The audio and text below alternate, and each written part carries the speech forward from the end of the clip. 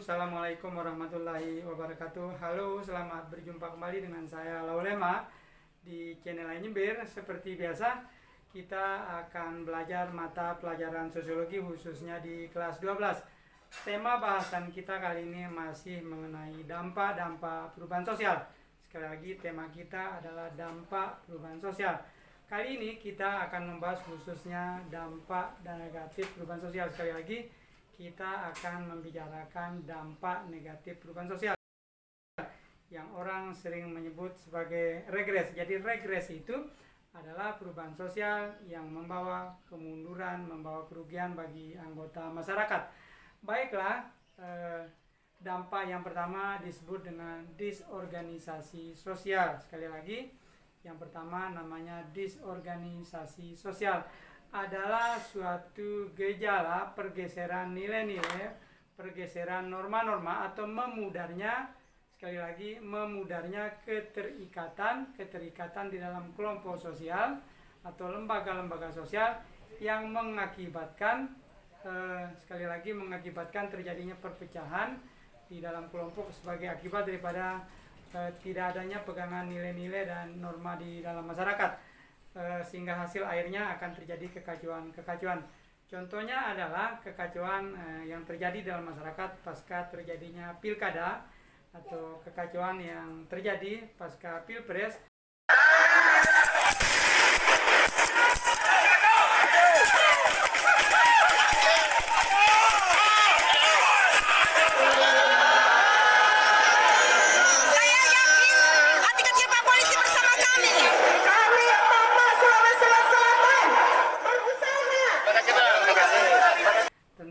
Terjadi silang pendapat, perbedaan pendapat antara pihak-pihak yang menang dengan pihak-pihak yang kalah.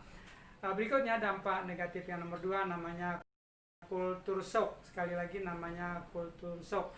Adalah suatu keadaan masyarakat yang merasa bingung, yang merasa kebingungan karena gagal melakukan adaptasi, gagal melakukan penyesuaian dengan nilai-nilai kehidupan baru yang perubahannya berlangsung secara cepat. Jadi sekali lagi kata kuncinya, kultur shock itu adalah kebingungan budaya akibat adanya kegagalan orang di dalam masyarakat melakukan adaptasi, penyesuaian dengan perubahan-perubahan yang terjadi begitu cepat. Contohnya, kultur shock itu contohnya adalah orang-orang yang tinggal di wilayah daerah lain atau bepergian tinggal di luar negeri dan dia tidak mampu menyesuaikan diri dengan tradisi dan kebiasaan-kebiasaan di daerah barunya.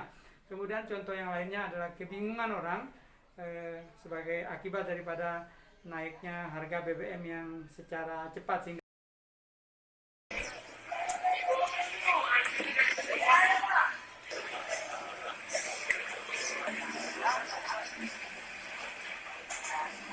orang tidak mampu untuk menyesuaikan diri.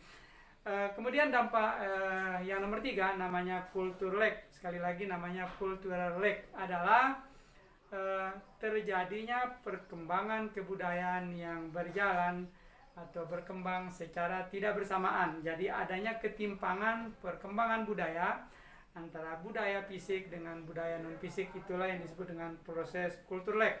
Contohnya adalah bukankah perkembangan budaya fisik dalam wujud telekomunikasi, ditemukannya sarana komputer, sarana laptop, sarana handphone memudahkan orang untuk melakukan perselancaran di dunia maya berinternet, namun dia tidak diiringi oleh berinternet dengan menggunakan etika, menggunakan aturan-aturan, sehingga yang terjadi adalah penyalahgunaan fungsi internet sehingga timbullah dampak negatif daripada internet. Itulah yang disebut sebagai proses kultur lag.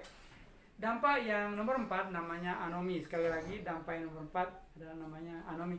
Adalah suatu kondisi, sekali lagi suatu kondisi perubahan yang memudarnya fungsi-fungsi normal lama. Sekali lagi, jadi anomi itu adalah suatu kondisi perubahan sebagai akibat daripada memudarnya fungsi dan fungsi norma-norma lama atau aturan-aturan lama, sementara norma-norma baru tidak kunjung diciptakan, sehingga yang terjadi adalah orang tidak memiliki pegangan dalam berinteraksi di dalam masyarakat, sehingga yang terjadi orang hidup sepertinya tanpa norma atau tanpa aturan. Dampak yang nomor 5, timbulnya kriminalitas semakin meningkat di tengah masyarakat. Bukankah kita ketahui ini bisa terjadi sebagai akibat daripada penggunaan ilmu pengetahuan dan teknologi secara berlebihan yang memungkinkan timbulnya model-model kejahatan baru seperti white collar crime, kejahatan kerah putih, pembobolan bank, dan lain sebagainya. Jadi itu dengan adanya perubahan sosial memungkinkan meningkatnya model-model kriminalitas seperti white collar crime, kejahatan kerah putih, dan lain sebagainya. Komisi Pemberantasan Korupsi Abraham Samad menyatakan kasus Bank Senturi merupakan kejahatan kerah putih atau white collar crime. Alasannya kejahatan tersebut dilakukan secara terencana, rapi, dan melibatkan kaum intelektual sebagai pelakunya. Abraham Samad menjelaskan pelaku kejahatan kerah putih biasanya menggunakan modus operandi yang canggih dan susah untuk ditangkap. Kejahatan seperti itu juga tidak mungkin dilakukan oleh seseorang dengan tingkat pendidikan yang rendah. Dampak yang berikutnya terjadinya pencemaran lingkungan. Ini bisa terjadi sebagai dampak dari modernisasi, mekanisasi, industrialisasi yang memungkinkan timbulnya pencemaran air, pencemaran udara maupun pencemaran tanah akibat dari asap industri, akibat dari limbah-limbah buangan industri. Mayoritas sungai di Jakarta memiliki kualitas air yang tidak layak akibat pencemaran. Kondisi ini disebabkan oleh maraknya pembuangan limbah rumah tangga ke sungai.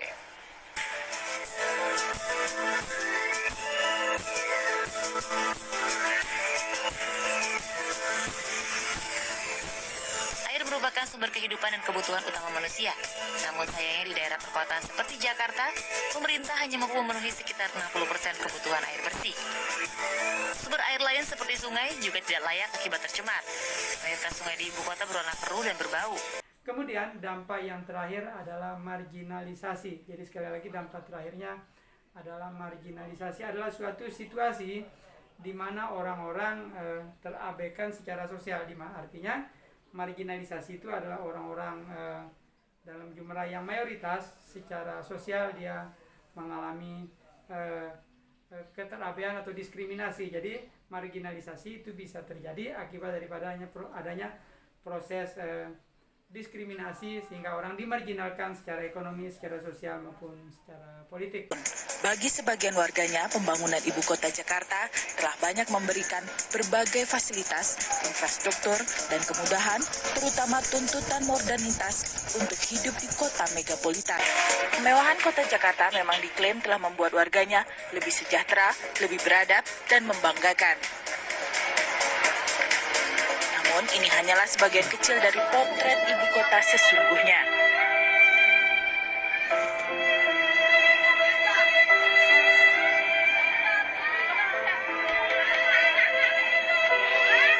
Di sisi lain, bagi sebagian warga, perkembangan kota Jakarta justru seperti berhenti. Kesengsaraan, kesulitan hidup, dan serba terbatas seakan tidak pernah beranjak dari kehidupan mereka. Sejatinya merekalah potret warga Jakarta sesungguhnya yang dengan mudah dapat ditemui di tengah-tengah kota. Baiklah anak-anak sekalian, itulah proses regres atau dampak negatif perubahan sosial yang dipilah menjadi 7, yaitu meliputi disorganisasi sosial, kultur shock, kultur lag, anomi, kriminalitas, kemudian pencemaran lingkungan, dan marginalisasi. Baiklah, semoga bahasan kita kali ini bisa dipahami dan bermanfaat. Kita akhiri bahasan kita.